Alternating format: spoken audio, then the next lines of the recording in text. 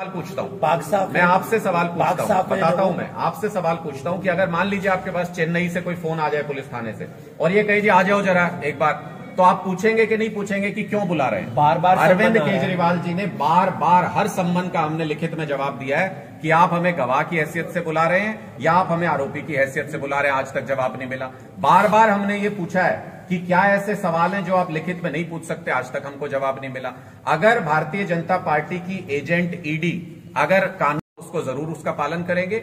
अभी तक कोई कानून सम्मत सारे इलीगल नोटिस आए हैं, सारे अवैध नोटिस अभी तक आए हैं जिनका कोई सिर पैर नहीं है, जिनकी कोई भूमिका नहीं बनती है, इसलिए उनका जवाब देना हम जरूरी नहीं समझते हैं। क्या अरविंद केजरीवाल अगर आज के दिन में कोई व्यक्ति देश में ये सोच सकता है कि अरविंद केजरीवाल इन बीजेपी के लोगों से डर जाएंगे, तो मुझे लगता है कि वो सोच सही दिशा में नहीं जाती है।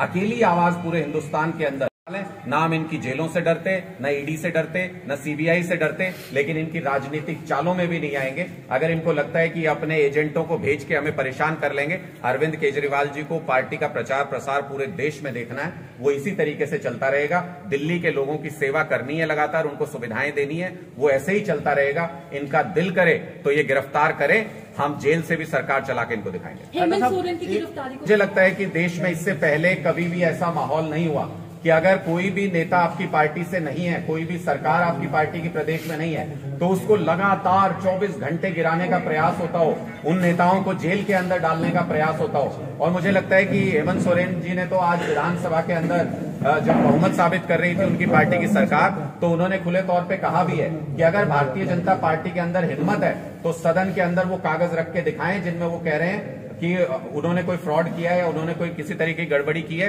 वो राजनीति छोड़ने को तैयार है। इतनी बड़ी चुनौती वही व्यक्ति दे सकता है जो इन लोगों का सामना कर सकता है। ये माफी मांगने वाले लोग हैं, ये अंग्रेजों की दलाली करने वाले लोग हैं, इनसे हमारा डरना नहीं बनता, क्योंकि हम शहीद भगत सिंह जी को मानने वाले लोग हैं, हम बाबा साहब अम्बेडकर को मानने वाले। सर, जब आपके ही नेता आपके नहीं रहे तो किसके दम पर चुनाव लड़ोगे? देखिए, आम आदमी पार्टी नेताओं के दम पे नहीं चलती। नेता हमारे सिर्फ एक है, अरविंद केजरीवाल। आम आदमी पार्टी कार्यकर्ताओं के खून पसीने की मेहनत से बड़ी होती है, कार्यकर्ताओं के कंधों पर चलने वाली पार्टी है। आज के दिन में हरियाणा के अंदर हमारे 1.5 लाख से ज्यादा आइडेंटिटी कार्ड होल्डर हैं। संगठन लगातार विस्तार हो रहा है संगठन का। अगर कोई 2, 4, 5 साथी छोड़ के चले जाते हैं, मुझे नहीं लगता उससे कोई प्रभाव पड़ता है। 1.5 लाख की आज के दिन में हमारे ऑफिस बेरर की स्ट्रेंथ हरियाणा के अंदर है। आने वाले चुनाव में आम आदमी पार्टी हरियाणा में एक मजबूत विकल्प, बड़ी ताकत बनकर चुनाव इस बार पूरे देश के अंदर इसी बात के ऊपर होने जा रहा है कि क्या देश का लोकतंत्र खतरे में है। भारतीय जनता पार्टी जिस तरीके से तानाशाही लाना चाहती है देश में,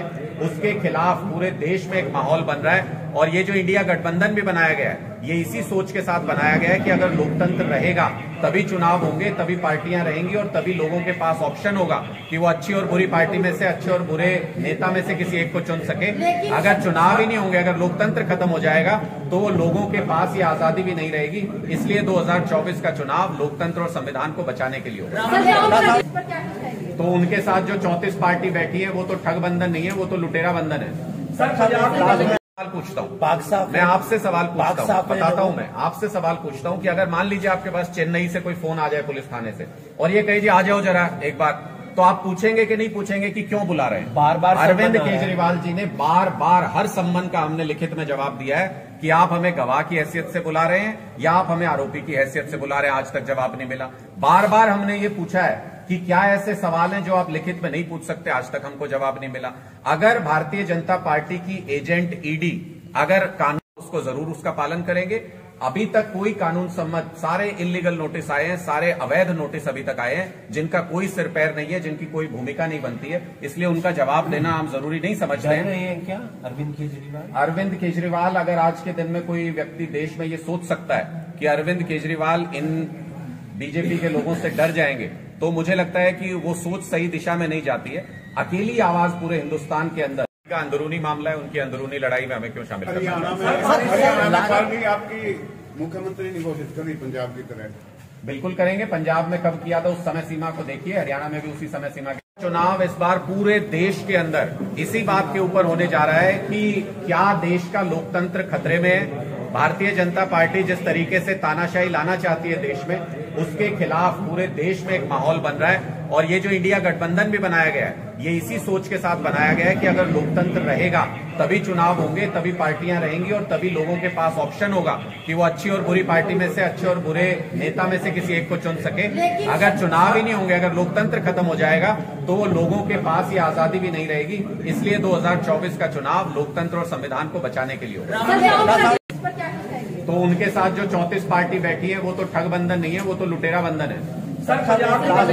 कॉन्फ्रेंस हम लोगों ने आयोजित की है। जैसा आप जानते हैं कि पूरे प्रदेश के अंदर युवा त्राही त्राही कर रहे हैं, युवा रोजगार के लिए भटक रहे हैं। गली गली में जिस घर में भी कोशिश करेंगे आप ढूंढने की, वहां आपको एक बेरोजगार मिल जाएगा।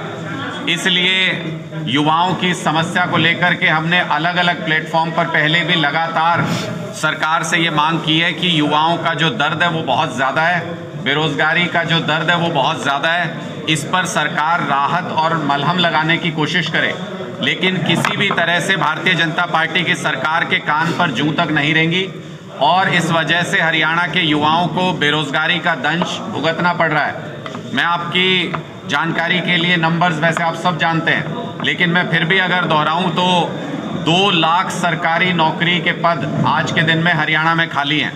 6 जनवरी 2023 को मुख्यमंत्री मनोहर लाल खट्टर जी ने आधिकारिक तौर पर अपने ट्विटर पे भी और बयान देके भी आधिकारिक तौर पे ये कहा था कि 2023 के अंदर हम 50,000 ग्रुप सी और डी की सरकारी नौकरियां देंगे।